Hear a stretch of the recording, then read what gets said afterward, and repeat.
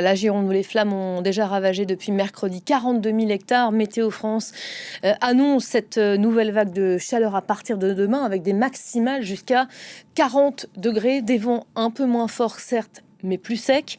Le feu n'étant pas fixé, aucun retour des évacués n'est envisageable à ce stade, a prévenu hier la préfète de Gironde. Elle incite évidemment les touristes à ne surtout pas rejoindre la région. Je rappelle que plus de 220 000 personnes ont été contraintes d'évacuer depuis le début de cette crise.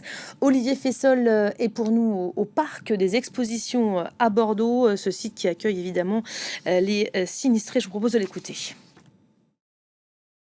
Alors difficile de savoir combien de déplacés sont réunis ici, mais ce qui est sûr c'est qu'ils sont des milliers. Il n'y a pas eu de nouvelles arrivées depuis la nuit de vendredi à samedi et les dernières évacuations massives. Mais certains ici viennent de passer leur 5e nuit sur place.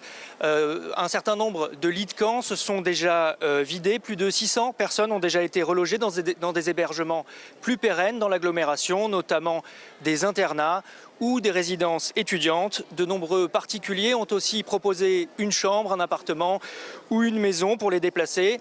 Et certains sont partis encore plus loin, à Agen, à 1h30 de route, ou encore à Toulouse, encore plus loin, où des centres d'accueil ont été ouverts.